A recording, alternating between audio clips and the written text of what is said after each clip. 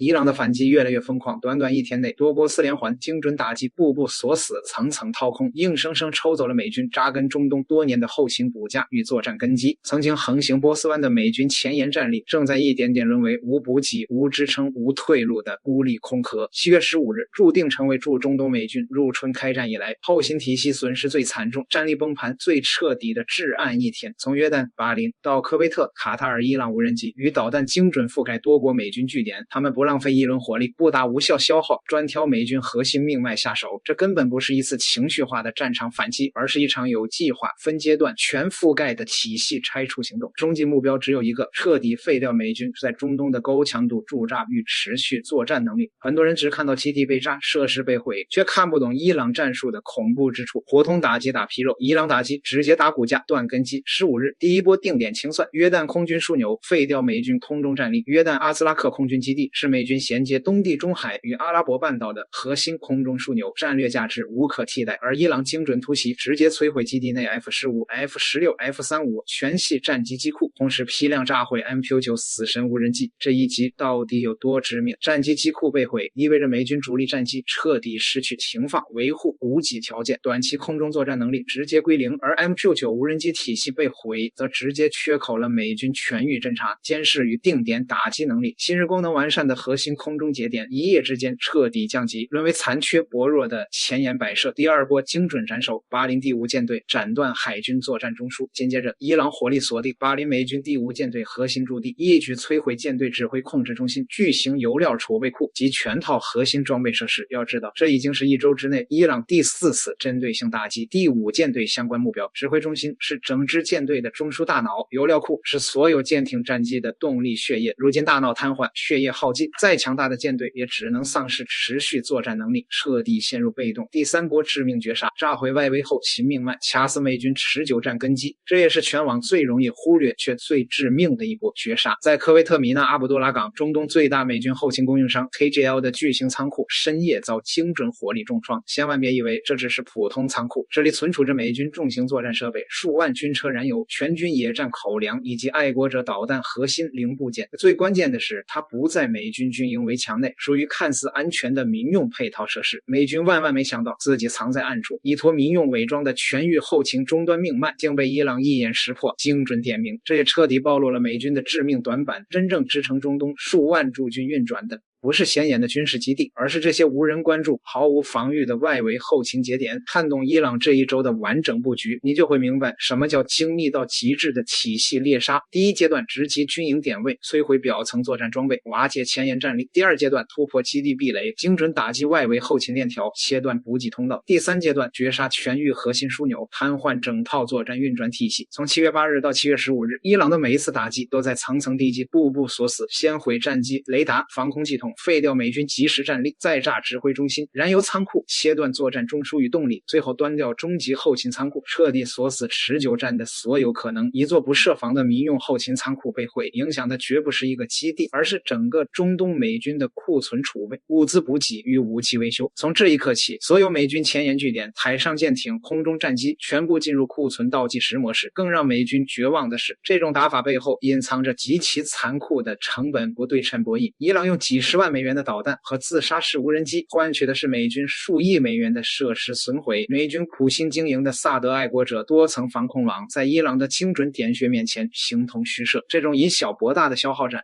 正在从根本上瓦解美军的战争意志。如今的中东美军正在经历最绝望的局面，看得见的战机、舰艇还在，但看不见的后勤骨架、补给链条、再生能力已经被伊朗一根根彻底抽走。剩下的一座座军营、一艘艘舰艇再也不是威慑四方的作战力量，只是孤立无援、深陷补给困局的前沿据点。后勤骨架彻底被拆，持久战能力全面崩盘。深陷中东泥潭的美军是会选择咬牙硬扛，陷入无底洞般的消耗战，还是会被迫咽下苦果，彻底放弃经营多年的中东布局？美国这回真是被炸疼了。7月15号早晨，伊朗伊斯兰革命卫队在社交媒体上连发了好几份声明，宣布打击了美军在巴林、约旦、科威特3国的军事设施。你品品这个打击的范围，这可不是打了一个点啊，是打了一条线。从巴林的第5舰队总部到约旦的空军基地，再到科威特的后勤保障中心，3个国家、3个方向、3个打法，一波全给它香了。而在这一连串的打击中，最炸裂的一条消息莫过于伊朗宣布摧毁了位于约旦阿兹拉克美军空军基地里的存放的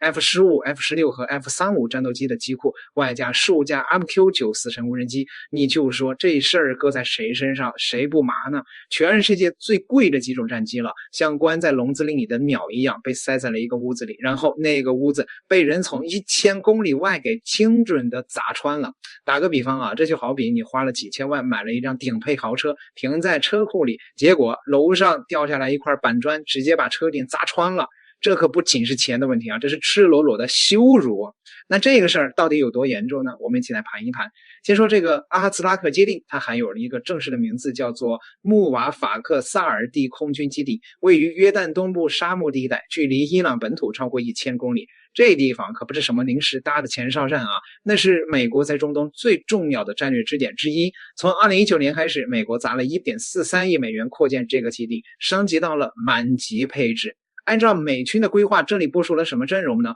？17架 F-15E 攻击鹰，8架 A-10攻击机，4架 C-130运输机，4架 EA-118G 咆哮者电子战飞机，外加最精锐的 F-22和 F-35A 隐身战斗机。你看看，把美军能拿得出手的中东家当大半都是堆在这里了。用游戏里的话来说，这就是美军在中东的主基地，而且是升到满级的那种基地。那伊朗干了一件什么样的事儿呢？他从本土发射的中程弹道导弹，飞行距离超过1000公里，精准命中了这个基地里2座刚建好的大型加固机库。这2座机库是美军专门花大价钱新盖的豪华单间，结果刚装修完，住进去还没来得及享受呢，伊朗的导弹就把房顶给掀了。而这个机库到底是给谁准备的呢？业内人一看就明白了。F-35这种隐身飞机娇贵得很，隐身涂层怕晒怕潮，维护起来那不一样，熊猫还要讲究，不给它专门的去盖那种加固的掩体，它根本就没办法长期的停放。基地里的那些 A-10和 F-15E 的皮糙肉厚，露天停机坪凑合一下也行，用不着这种规格的屋子。所以说这2座新冒拽着大块头的机库，业内普遍认为就是给 F-35量身打造的总统套房了。伊朗导弹直接洞穿了机库的屋顶，里面要是真停了 F-35，这账算起来那就吓人了，朋友。一架 F-35A 单价8250万美元，加上全寿命周期维护费用接近3亿美元。F-15E 一架也得上亿， MQ-9 死神无人机一架是1600万，往上走你算算，机库里要是真停了几架 F-35加 F-15E， 这一发导弹下去，那损失就是好几个亿甚至10几个亿起步。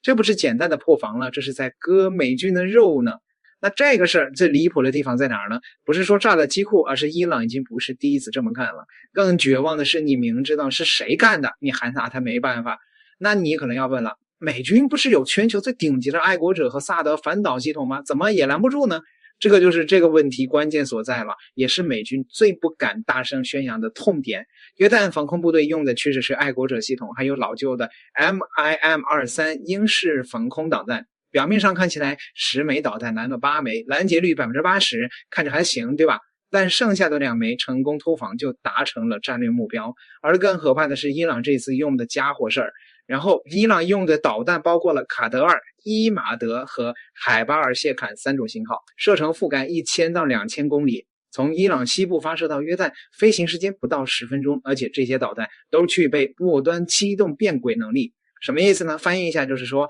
导弹到了最后攻击阶段，它会拐弯，会走那种 S 型的路线。爱国者系统的拦截算法根本跟不上它的这个节奏。爱国者原本是设计用来打弹道比较固定的那种飞机或者是老式导弹的，面对这种会漂移的高超音速目标，基本上就是大眼瞪小眼的状态。更关键的是，伊朗这次只打了10枚，属于典型的点名打击，根本不是饱和攻击。用游戏化的方式来说，就是伊朗这是用普通的攻击在试探你的防御，还没有真正的放大招呢。真要是放开手脚齐射几10枚、几百枚，配合假弹头，爱国者系统直接就得死机崩盘。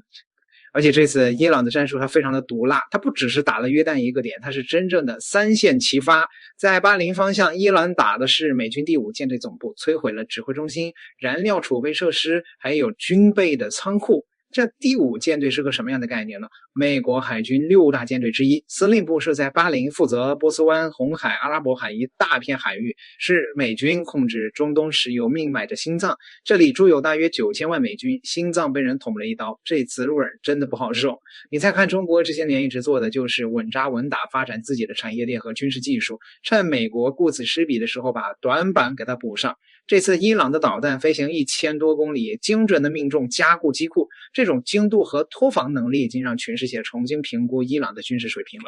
所以这次事件最大的看点其实不是说炸了几个机库，而是美国的态度。到现在为止，美军和约旦军方对机库里到底有什么，一直都是遮遮掩掩的状态。他既不承认有 F-35被炸，也不否认。那这种失语的态度本身就说明了一切。如果机库里真的停了 F-35，那就是人类历史上第一次5代机在地面被导弹摧毁。这个记录对美国来说那可太致命了，因为它直接戳破了隐身战机无敌的神话。F-35是美国卖给盟友的核心产品，也是美军武器库里的顶梁柱了。整个项目全寿命周期费用高达 1.7万亿美元，是人类历史上最贵的武器项目。要是让全世界看到这玩意儿在机库里被人从1000多公里外一发导弹就给掀顶了，那以后谁还愿意花8250万美元买你这个玩意儿啊？美国的军购霸权可能就要从这个机库的废墟上开始裂开了。如果冲突继续升级，伊朗打击特朗普在中东的个人资产。半岛电视台报道，当地时间16日，伊朗伊斯兰革命卫队发布声明，宣称如果美国政府执意升级冲突，威胁伊方关键基础设施，革命卫队将针对美国总统特朗普在中东地区的所有个人资产以及关联固定资产发动毁灭打击。位于阿联酋、沙特阿拉伯、卡塔尔等地，特朗普集团的全部房地产项目都将成为伊朗合法的打击目标。该声明罗列的清单包括位于迪拜的特朗普国际酒店，位于吉达的特朗普广场，以及位于密雅热的特朗普大厦。这听起来好像非常的有意思，就像小孩过家家一样。伊朗现在把话说得这么硬，意思很清楚。如果美国把伊朗国内的设施当成打击目标，那伊朗也会把压力外移到周边，甚至是放到特朗普的头上。这样一来，最难受的反而是那些夹在中间的海湾国家，他们很多是美国盟友，境内有美军基地，能源出口又要靠稳定环境，一旦局势失控，账单很可能落到自己身上。伊朗人的意思非常清楚，让我活不成，大家都活不成。特别是伊朗人压住了特朗普的个人资产。从上面文章中介绍的情况来看，特朗普在中东是有着巨额的家族利益。如果伊朗人将特朗普的个人资产作为首要目标来打击特朗普，还有会打击伊朗吗？